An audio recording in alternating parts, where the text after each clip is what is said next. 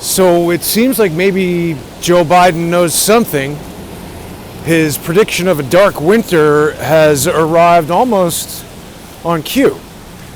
It is a terrible weather day here in New York City as restaurants continue to close and those that remain open continue to deal with the really untenable rulings of Emmy award-winning Governor Andrew Cuomo. We can see the ones that remain open are grappling with having this exterior dining through cold days of winter in New York City. I don't know who's going to want to do that. You can also see they've all been kind of reinforced with, sealed plastic. So again, to the extent that some of these restaurants had these closed outdoor dining sections that are essentially indoor rooms outside without HVAC, they're all doing that now, and it does seem like some of them are experiencing a problem of homeless people perhaps, sheltering themselves in there overnight. It's getting cold at night, so if it rains or something, I don't think you're going to be able to keep people out of there. I saw a few of these further up there, which were kind of like sealed off and having ropes and things, I guess in some kind of attempt to keep people out. I'm on my way once again to the courthouse here. I've spoken quite a bit about how I've been hassled by vexatious lawsuits, and it takes a lot of my time. It's interesting, the last live stream I made like this, the pro se plaintiff in Swigert v. Goodman, pretty early for a blunt, he got upset that I'm mentioning him. This is a public lawsuit. The fact that he is the plaintiff is known to anybody who wants to look it up. He even promotes it on various websites that purport to be news about the courts.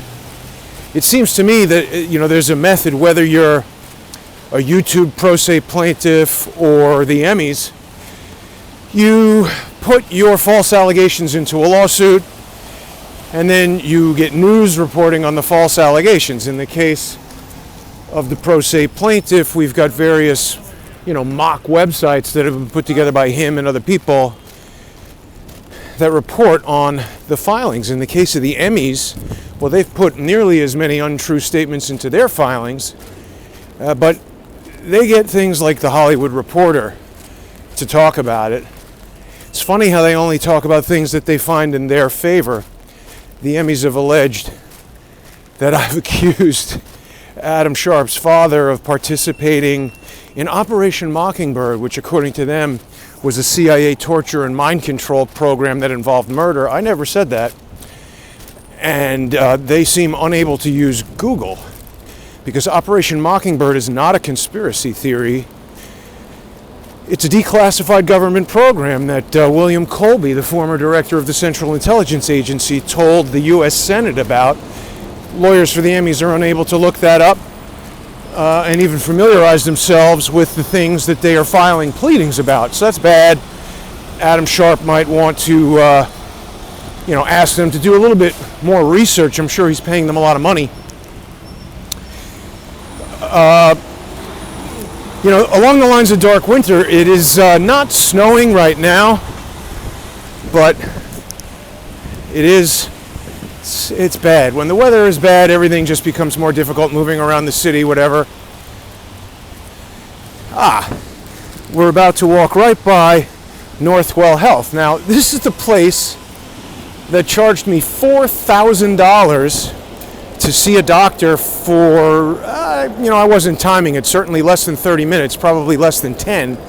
I had an abscess on my finger that appeared to be becoming infected. It certainly wasn't life-threatening, but I, went here, and they don't have a menu on the wall telling you how much it costs to poke a needle in your finger and give you one pill, but apparently it's $4,000. Now this Northwell Health, it's the same medical group. I believe Emmy award-winning Governor Cuomo told us this morning that it's the largest hospital group in New York. I think he said that.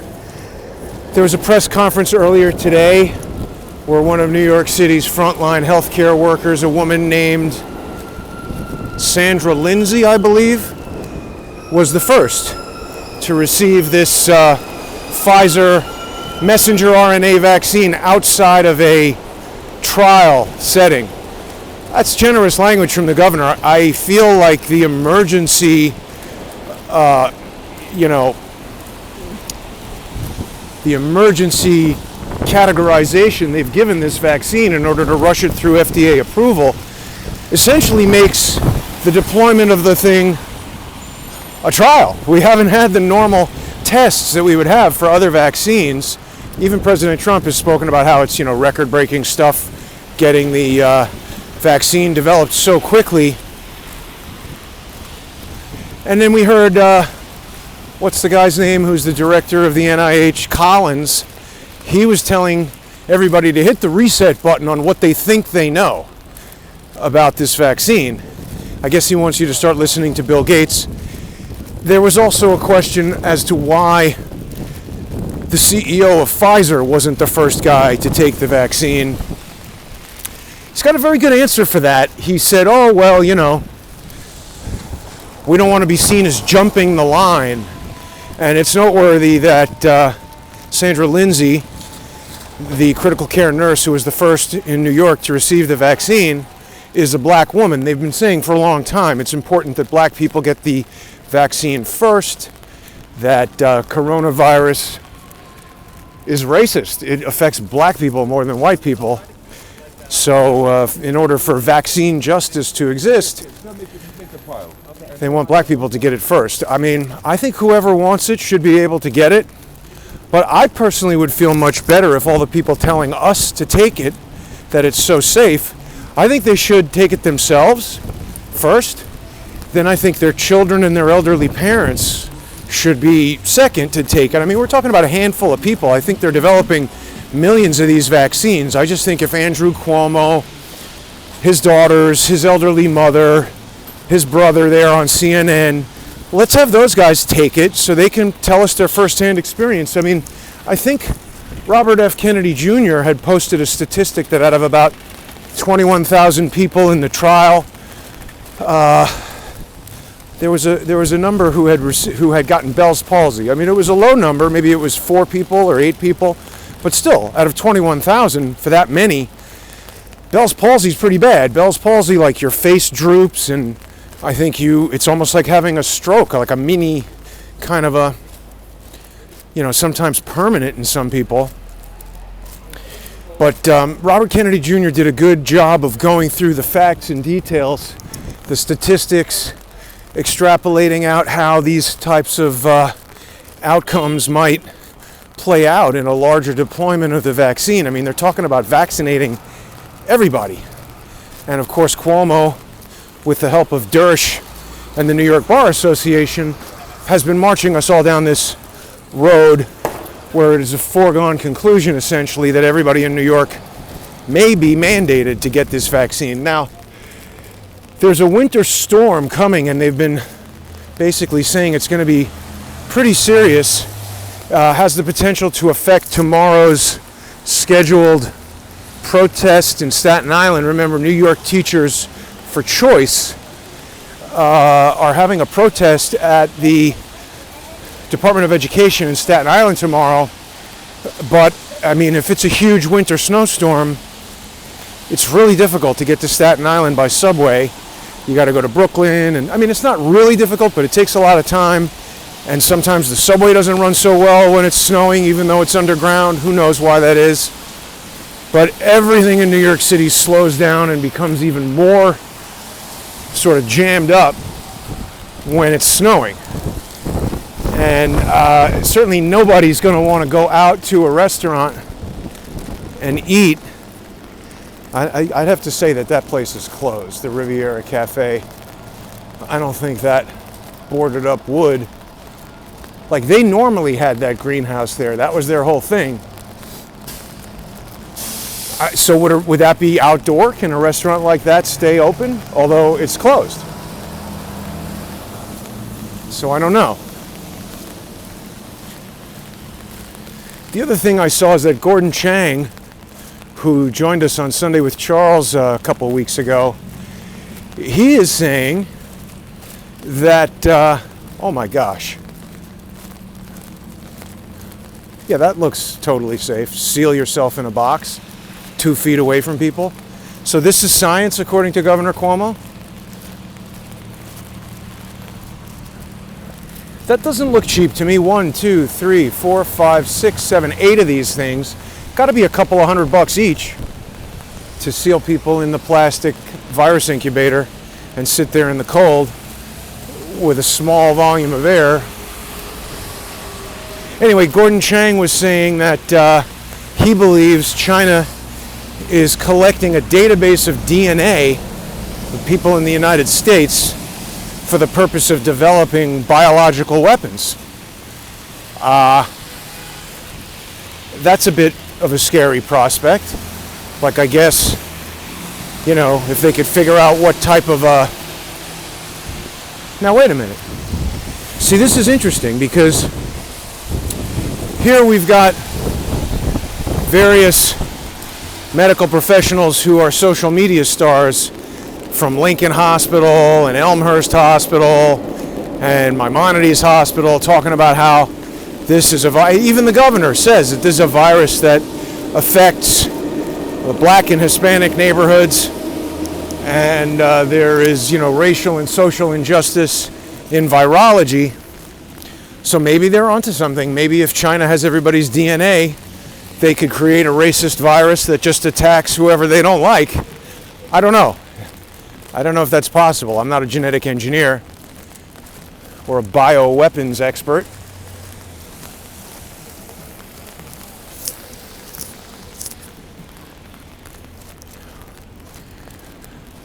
Wow, all of these places are closing.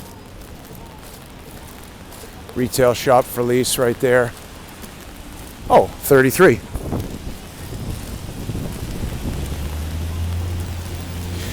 The other thing is, I don't know if people got a chance to see Sunday with Charles yesterday. It was originally supposed to be a holiday special with Heshi Tischler, but at the last minute it was announced that there was another demonstration there at Mac's Bar, so they called Heshi over there to speak at the thing, and we went and joined him. So that sort of preempted the regular show. But something very interesting happened during that. People who saw Andrew Cuomo's Emmy Award-winning press conference on Wednesday, I think it was the 9th, he was asked by a journalist about Mac's Public House, the situation on Staten Island, and specifically Danny Presti, one of the owners of the bar there.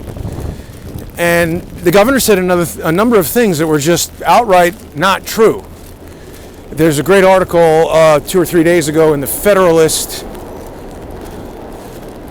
Blue Box Dave on Twitter, is that it? Dave, I forget his last name. But it was a very well-written article debunking the governor. The governor was talking about how Staten Island is the smallest of the 5 boroughs. That's true. And he said that it was like 5% of New York's population, but accounted for something like 25% of the death rate, which, if that were correct, it would mean like, you know, something like 6 or 8% of all of Staten Island would be dead from coronavirus. So I don't think that's correct.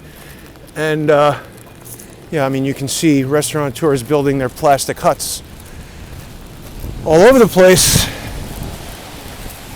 I mean, how is this outdoor if it's sealed?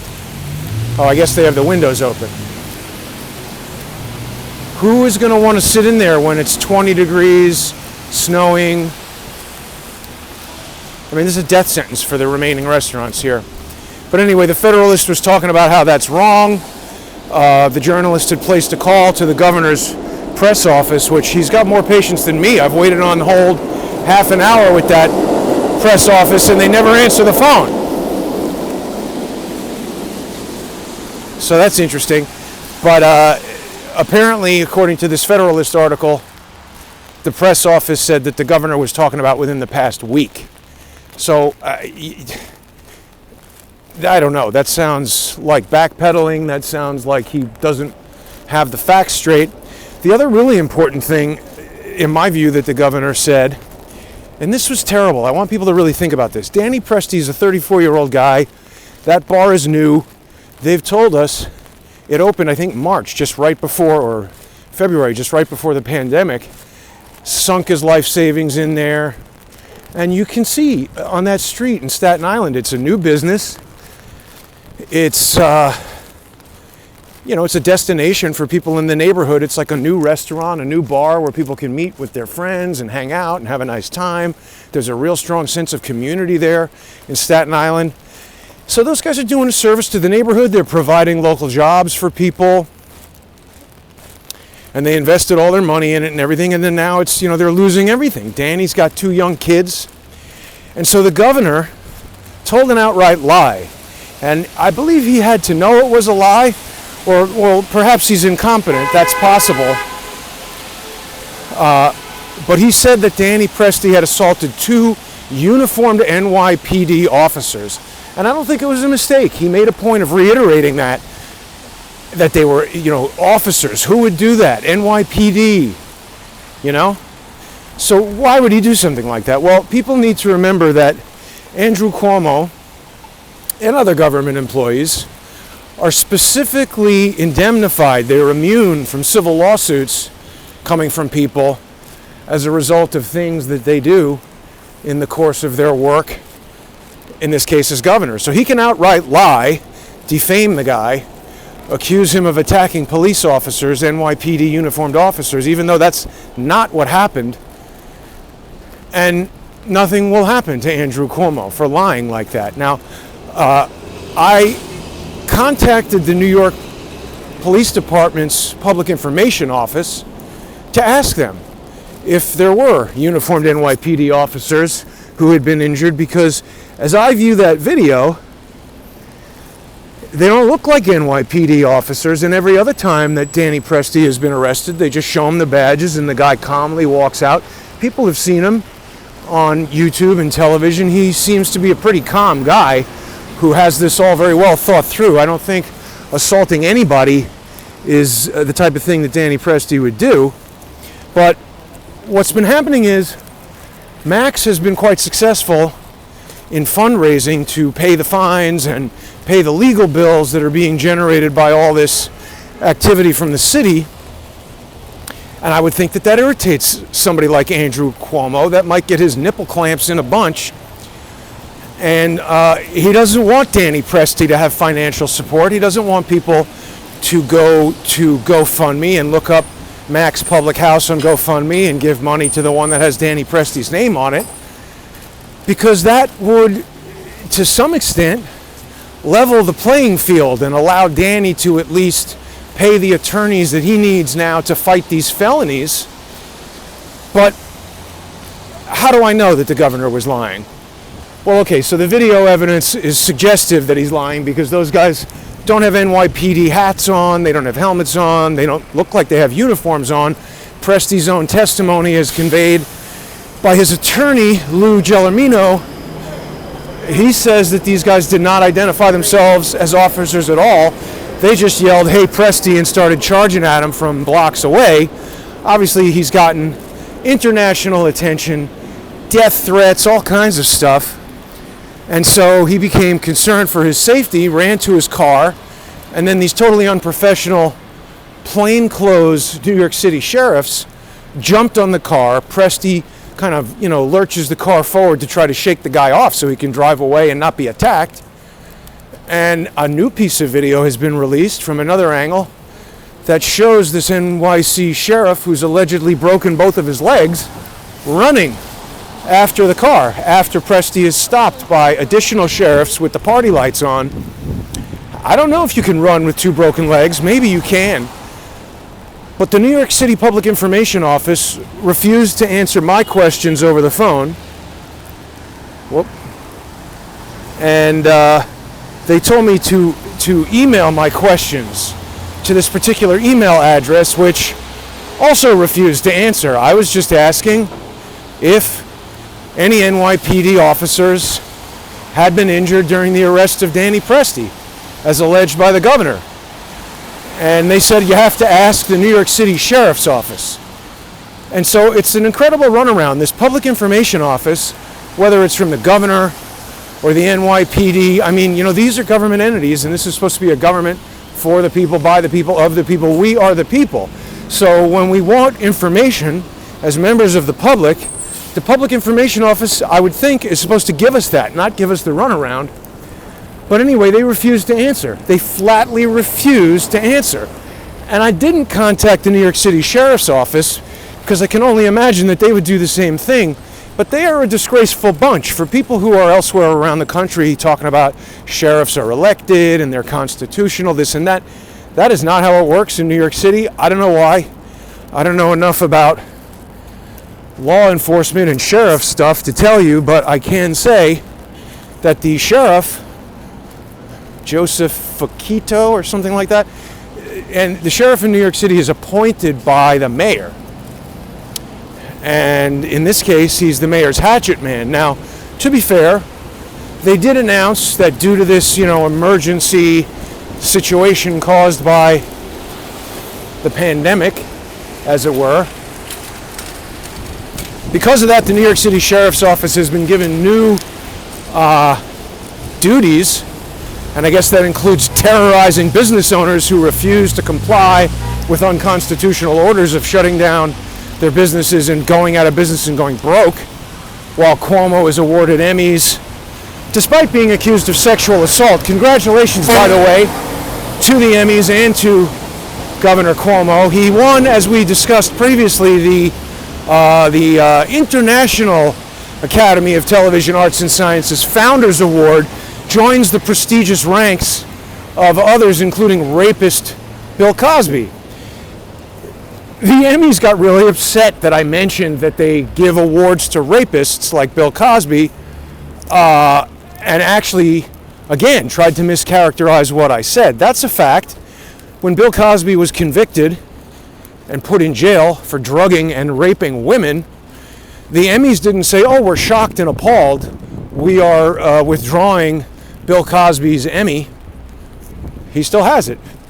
So now Andrew Cuomo has been accused of sexually harassing or sexually assaulting an aide, a former aide of his, and he still gets the Emmy. He has it. It's fine. Sexual assault doesn't seem to bother them. It's only when you create a parody image that doesn't comply with their political views. People might also recall that when I spoke with Johnny Tobacco over there at Mac's Public House, Johnny Tobacco told us that he had previously been a member of the Television Academy and that it was a very leftist, progressive organization. I mean, that's no surprise. We see what's on television. We know who they're giving these awards to with regard to news versus who they're trying to sue. I want to thank everybody who's been helping me out with these lawsuits. When you become a sponsor on subscribestar.com/crowdsourcethetruth or patreon.com/crowdsourcethetruth, not only do you enjoy an entire library of sponsor-exclusive content that you can't see anywhere else, you're helping keep Crowdsource the Truth going. So if you enjoy the reports, if you enjoy seeing New York City, if you enjoy hearing my commentary on how powerful people use the law as a weapon to try to shut up people who are behaving lawfully but challenging their authority, then I encourage you to become a sponsor on subscribestar.com/crowdsourcethetruth or patreon.com/crowdsourcethetruth. People can also go to crowdsourcethetruth.com and you can sign up for an annual subscription by sponsoring the Counter Lawfare Fund. That really helps me. The pro se stuff, I don't really need money for. I'm handling that myself. But this lawsuit from the Emmys is real sinister because they took action against the Jason Goodman YouTube channel owned by me, the person.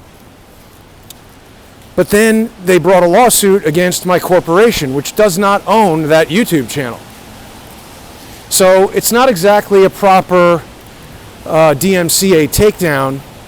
It's not a proper DMCA takedown. The proper way to have done it, whatever they think about this, would have been to approach YouTube with a lawsuit against me.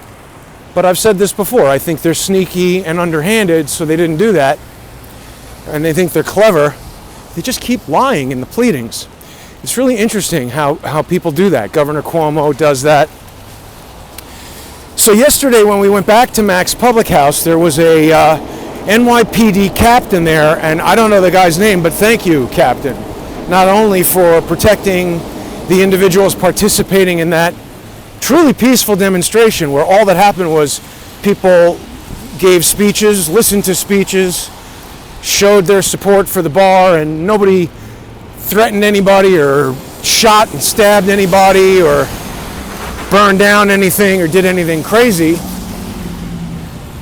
Everybody was just there expressing their support for Mac's Public House. But that police captain was polite enough to answer the question, and he said that NYPD was not at all involved in the arrest of Danny Presti. It was an operation conducted by the New York City Sheriff's Office. And that means that Andrew Cuomo lied. And for people who aren't in New York City and haven't been going to Staten Island and don't know firsthand exactly what's going on there at Mac's Public House, when you hear the lauded Emmy award-winning criminal governor, geez. And I say he's a criminal because he's defying the Constitution. He's an unprosecuted criminal.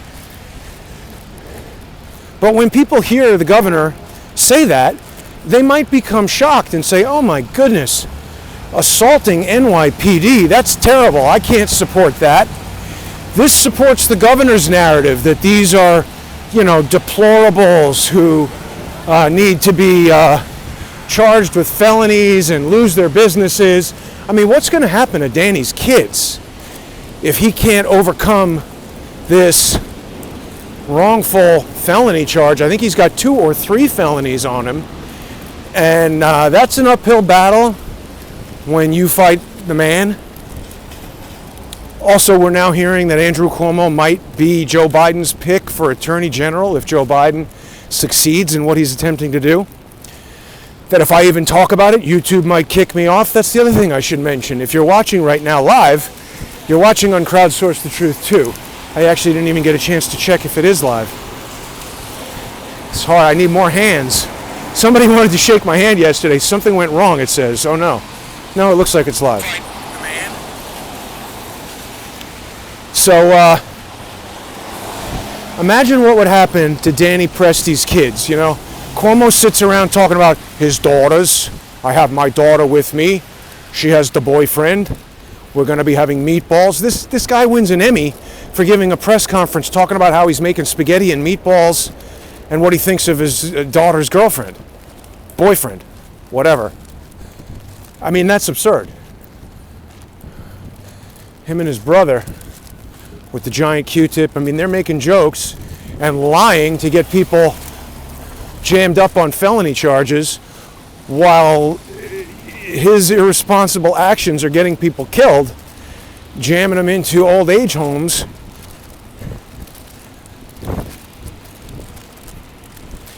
We're in a terrible situation.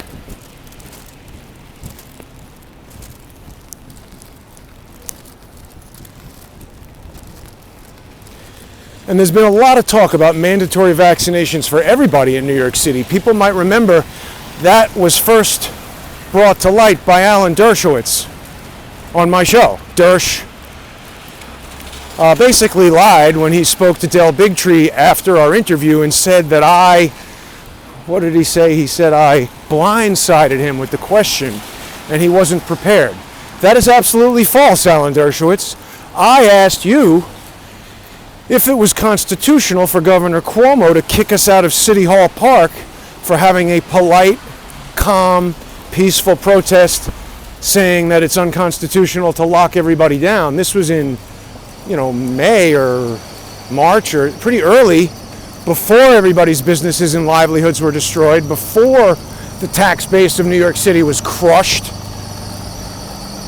before little kids were subjected to 9 months of not seeing a face, a smile, being denied the social education and normal development of a child. Before all that. And people will recall that the NYPD who busted that up refused to even show me a badge. What are you honking at? I'm standing on the sidewalk. Jackass. Oh, he's pulling in there right where I was standing. Well, okay, fine. Capital moving in storage. More people leaving. So, I mean, is it a dark winter? Is it winter yet? Is it the 21st of December, the winter solstice? It's a very dark autumn. Rainy as well. What will happen to Danny Presti's kids if he has this felony and goes away to prison? How will that affect their lives? Andrew Cuomo is a truly evil, terrible man. To blatantly lie about a guy who's just trying to protect his kids. Why doesn't Andrew Cuomo go to Staten Island? You know, he keeps saying, oh, we're going to trust science. I don't think he knows a damn thing about science, because his science tells you to sit in a plastic box in the cold rather than a heated restaurant. Not to mention, his statistics seem to be, totally wrong with regard to how many people are dying. You know, when we look at the CDC numbers that John Cullen covers, seems to have different information than what the governor is telling us. And now that we know that he willfully lies about multiple different sort of things, he lied about the percentage of deaths coming out of Staten Island relative to the rest of New York City. He lied about Danny Presti assaulting NYPD. Danny Presti did not assault NYPD. So he's lying. How can we make good decisions based on lies? That's a social engineer. That's somebody who's trying to convince you to do something against your best interest. There goes the umbrella.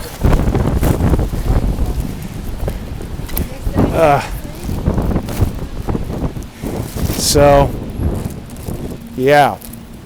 The other thing I wanted to tell everybody is that High Dive with Lee Stranahan is coming back on Tuesday.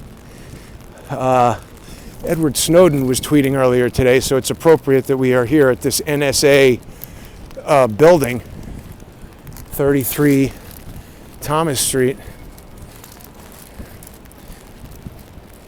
People like seeing stuff like this. What a wreck. I guess somebody knows what's going on down there.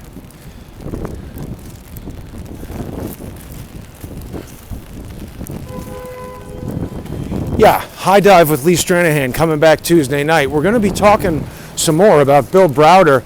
If people saw David Hawkins' Discovery CSI, that's another sponsor exclusive show you can get when you become a sponsor of Crowdsource the Truth on Patreon and Subscribestar.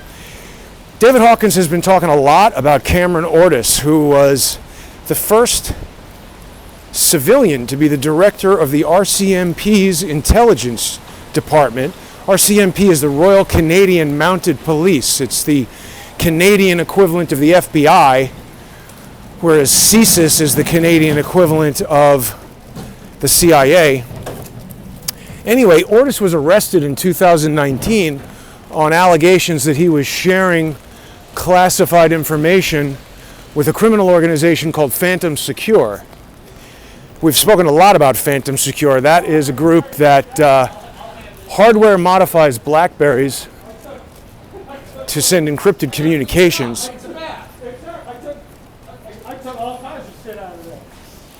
And we've spoken quite a lot about that on David Hawkins' show. It was interesting to me that the FBI rolled up Phantom Secure with the help of the RCMP, the Australian secret, whatever that is, and basically these Five Eyes intelligence agencies all rolled up this BlackBerry modifying criminal technology network.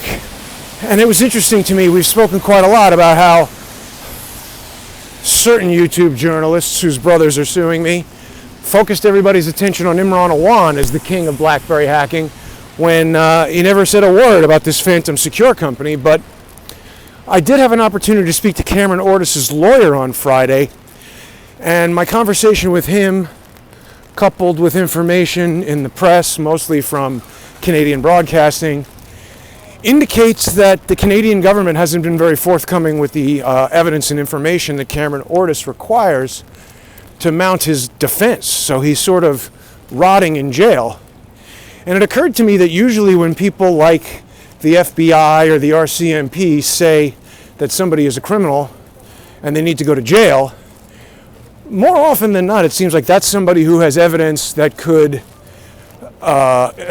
be used against corrupt members of those organizations, and they stick those guys in jail, and the whistleblowers that they bring forward are usually liars. So I've come around to thinking that Cameron Ortis has been set up, and that Cameron Ortis may have been about to reveal some really important things about an extremely powerful international criminal network. And then my mind was blown. That's cool. New York's bravest, right? NYFD. And they got a Navy SEALs flag there. It came to my attention that Bill Browder was tweeting about Cameron Ortis when he was arrested. And it seemed really strange to me. Definitely Lee Stranahan is one of the biggest experts on Bill Browder and all of the things that he's been involved with. In Russia, people might recall when President Trump had the summit with President Putin in Helsinki in like 2017 or 18, Putin mentioned Bill Browder by name, and it was just so interesting that Browder personally met with Cameron Ortis right before he was arrested and then tweeted about him, or maybe it was 2017 or 18, maybe a year before he was arrested or so. And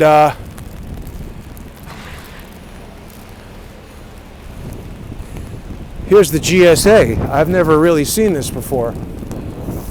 What do people think of that?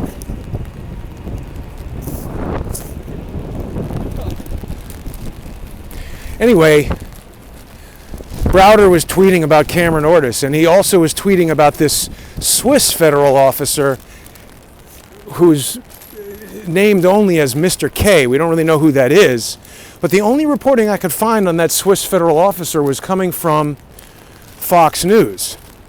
And Bill Browder is frequently on Fox News. They don't ever really ask him anything about allegations of criminal stuff or why Vladimir Putin names him as somebody that he wants assistance from the United States in prosecuting. They love him. I think he's probably friends with Rupert Murdoch. We know that Rupert Murdoch and the New York Post have published a lot of articles that seem to be favorable to Jeffrey Epstein. There's a lot of strange coincidences having to do with people surrounding this investigation that Cameron Ortis was involved in, and Jeffrey Epstein. People like Peter Nygaard, people like Christopher Charles Ingvaldson, who was Justin Trudeau's roommate and was arrested for running a child pornography ring. Did people know about that? Anyway, so Tuesday night, Lee and I were going to be talking about Bill Browder, Cameron Ortis. I was excited to learn that Lee had not heard of Cameron Ortis. And the reason that excited me is that it means that we could be presenting Lee with a piece of the puzzle that he's been trying to solve for several years, that he was previously unaware of, and that might lead to new revelations and a new understanding. This is the whole point of Crowdsource the Truth, by the way, is bringing together people with disparate knowledge, disparate experience, sharing that knowledge and helping it grow, helping everybody to learn more. You know, it's not necessarily about me being a traditional investigative journalist. It's about using the power of social media to connect different people, including people in the audience. Everybody, you know, somebody out there might say, hey, wait a minute, I went to high school with Cameron Ortis, and tell us some little piece of information that there's no other way of finding out. So that could be cool. Getting close to the end of my journey here. We're down at the courthouse, and I'm close to City Hall and everything like that. It's rainy and crappy, and I didn't want to ride the subway because I hate wearing a mask, and I hate going down there, and I thought it would be a nice opportunity to make a walk-around video like this. I know people enjoy them. The subway's kind of empty, but yeah, I think people are going to really like this new series, this renewed series with Lee Stranahan, High Dive with Lee Stranahan. People can check that out by becoming sponsors on subscribestar.com/crowdsourcethetruth or patreon.com/crowdsourcethetruth. And don't forget to visit crowdsourcethetruth.com. Check out the options for supporting the Counter Lawfare Fund. I think it's really important that these lawsuits are not allowed to proceed. I don't really appreciate people trying to abuse the law to hurt other people. We need these judicial resources to prosecute criminals and deal with actual civil torts that need attention. So help me stop this nonsense and become a sponsor. I'll talk to everybody later. I'm going to be very curious to see how Sarah Lindsay, I think that's her name, the nurse. I hope she is well. I hope that vaccine inoculates her against anything harmful. And I'll be back later tonight with Jimmy and Joanne Moriarty for Unseen Libya. Don't forget to tune in for that, and thanks for watching, everybody.